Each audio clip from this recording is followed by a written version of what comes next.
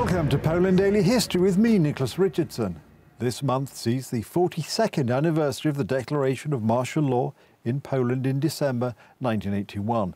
And to discuss why this happened and what it meant, I'm delighted to be joined in the studio by Adam Starzyński, our expert in all things historical and Polish. Adam, welcome back. Thank you for having me. Now, this was quite a dramatic event when it happened. I dimly remember it myself from the news reports. But what brought it about? Yes, it's worth saying that this is probably, if you're a fairly young person in Poland, then you would have heard many times from your parents where they were when they found out the news, how those first days of martial law looked like. It was probably the seminal moment in the life of many of those Poles who are somewhere between 50 and 75 years old today. It, together with the fall of communism in general in 1989, those are probably the two big moments. And this is something that truly affected the country for a couple of years, really. It technically was lifted in 1983, or officially rather in 1983 in July, but most of its provisions were lifted by the end of the year of 1982, so a little bit more than a year, or formally more than a year and a half. It was a part of a national crisis, but also international crisis that had been going on for quite some time. Naturally, we must remember that this was at the time of the Cold War. We had a completely different world than today.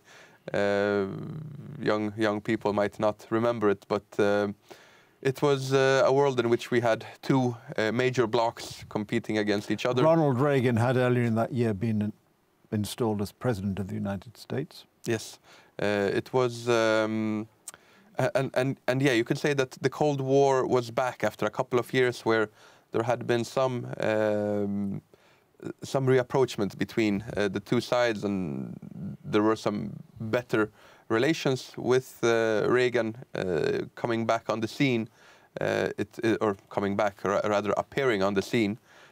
He was more of a hardliner that had a vision to take down the Soviet Union and communism in general. So you had these two blocs, of course, America being the leader of one, the so-called leader of the free world, as they branded themselves.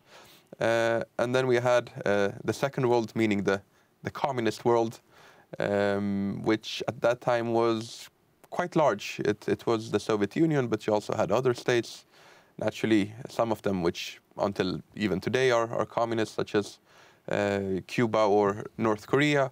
But there were many allied communist states also in Africa, in Middle East. Some of them were more or less officially communist as well, and closely allied with the Soviet bloc. And then you had the third world, sometimes called also the non-alignment movement, but in general it was, today it's usually called the Global South, but back then it was, or the developing world as well. So you had this division, you had this fight, and any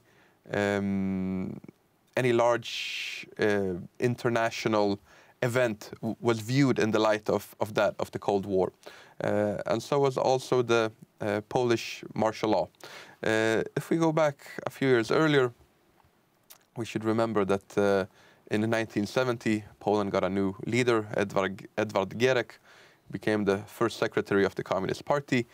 He had a quite different outlook on how politics should look like compared to his predecessor, Gomułka. He was mainly focused on the economy. He thought that Poland needed to grow its economy. It should become the economic powerhouse, you could say, of all the Soviet satellite states. And he believed that this could be achieved through a number of measures. Chiefly, you could say that he wanted liberalization of the economy. He wanted to, if not completely undo the planned economy, then at least decrease its significance. Adam, I'm just going to have to interrupt you there. The clock in the corner of the studio is winking that our time is over, but we will pick it up if we may next time. There we are. I've had to interrupt Adam almost in mid-sentence, but fear not. If you join us next time, as we hope you will, here on Poland Daily History, we'll pick up the story. In the meantime, thank you for watching.